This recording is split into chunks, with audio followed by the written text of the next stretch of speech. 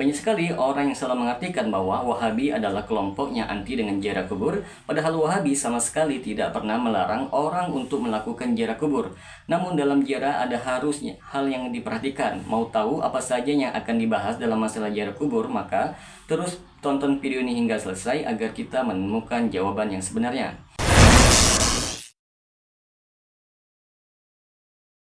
Assalamualaikum warahmatullahi wabarakatuh. Jumpa lagi dengan saya Rio Mulyadi di channel Manhaj Dakwah. Pada episode kali ini kita akan membahas tentang ziarah kubur. Ziarah kubur memiliki banyak sekali hikmah dan manfaat. Di antara yang terpenting adalah: pertama, ia akan mengingatkan akhirat dan kematian sehingga dapat memberikan pelajaran dan ibrah bagi orang yang berziarah. Dan itu semua tentu akan memberikan dampak positif dalam kehidupan, mewariskan sikap zuhud terhadap dunia dan materi. Yang kedua, mendoakan keselamatan bagi orang-orang yang telah meninggal dunia dan memohonkan ampunan untuk mereka. Yang ketiga, termasuk mengamalkan dan menghidupkan sunnah yang telah diajarkan oleh Rasulullah dan para sahabatnya. Yang keempat, untuk mendapatkan pahala dan balasan kebaikan dari Allah dengan ziarah kubur yang dilakukan. Hikmah ziarah kubur ini juga tertuang dalam sebuah hadis yang diriwayatkan oleh Imam Muslim. Rasulullah SAW bersabda, "Dulu aku melarang kalian semua berziarah kubur, maka sekarang ziarahilah ia." Dalam sebuah riwayat yang lain disebutkan karena sesungguhnya ia mengingatkan kepada kematian, dan dalam riwayat At-Tirmidzi karena sesungguhnya ia mengingatkan kepada akhirat. Adapun sunnah-sunnah dalam ziarah kubur ialah agar manfaat dan hikmah yang telah disebutkan di atas bisa diperoleh dengan sempurna, maka seorang yang akan melakukan ziarah kubur harus mengetahui sunnah dan tata cara berziarah yang benar sesuai dengan tuntunan syariat. Di antara petunjuk Nabi Muhammad SAW dalam ziarah kubur adalah sebagai berikut.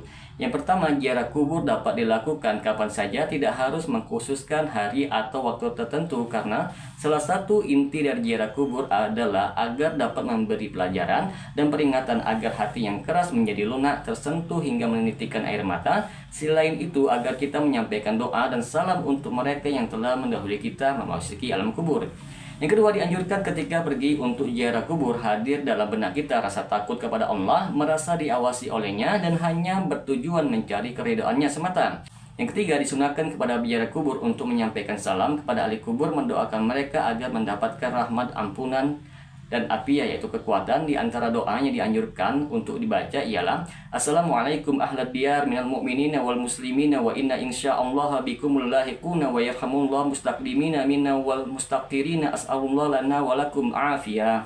Semoga kesejahteraan untukmu wahai penghuni kubur dari kaum mukminin dan muslimin, sesungguhnya kami insya Allah akan menyusul. Semoga Allah Ta'ala memberikan rahmat kepada orang-orang yang telah meninggal terlebih dahulu di antara kami dan orang-orang yang akan datang.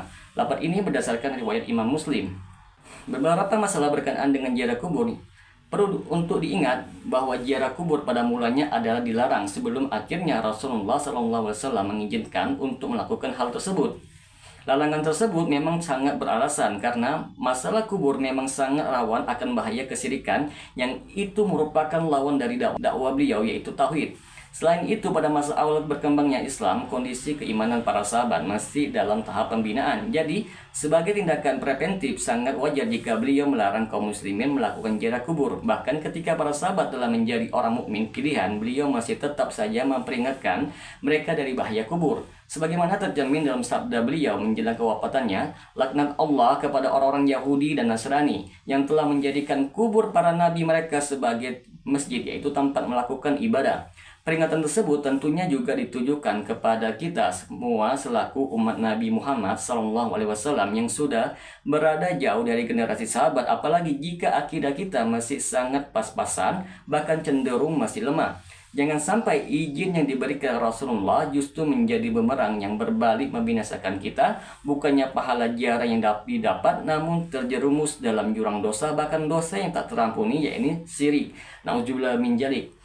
Kalau kita perhatikan, ternyata apa yang dikhawatirkan oleh Rasulullah kala itu memang terjadi di zaman ini, di mana masih banyak kita dapati kaum muslimin yang salah dalam menerapkan aturan ziarah kubur. Mereka melakukan ziarah sekadar mengikuti apa yang menjadi kemauan sendiri atau sesuatu yang sudah menjadi tradisi tanpa memperhatikan nilai-nilai dan rambu-rambu syariat.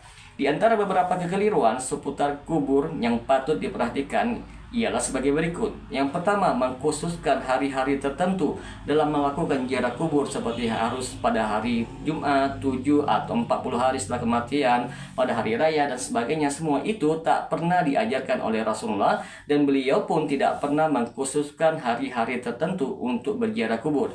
Yang kedua, tawaf, yaitu mengelilingi kuburan, beristighosah minta perlindungan kepada penghuni kubur, terutama yang sering terjadi di kuburan orang sholih. Ini termasuk ciri besar. Demikian pula menyembelih di sisi kuburan dan ditujukan karena si mayit.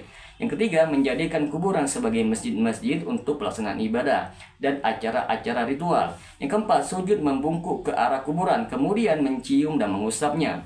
Yang kelima, sholat di atas kuburan. Ini tidak diperbolehkan kecuali sholat jenazah bagi yang ketinggalan dalam menyolatkan si mayit. Yang keenam, membagikan makanan atau mengadakan acara makan-makan di kuburan. Yang ketujuh, membangun kubur, memberi penerangan berupa lampu, memasang kelambu atau tenda di atasnya.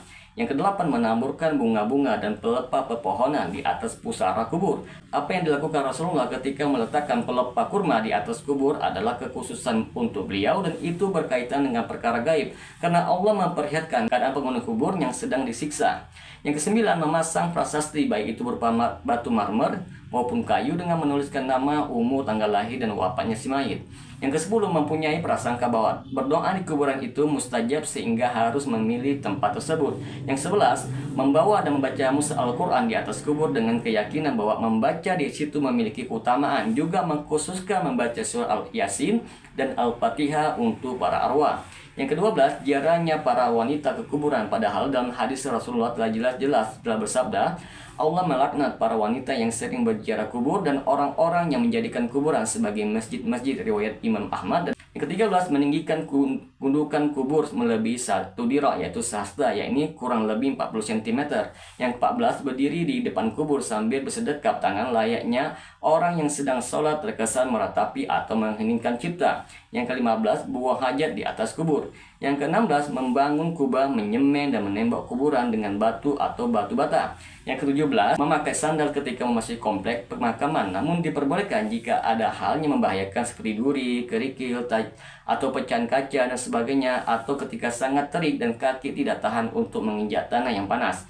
Yang ke-18, zikir tertentu ketika membawa jenazah.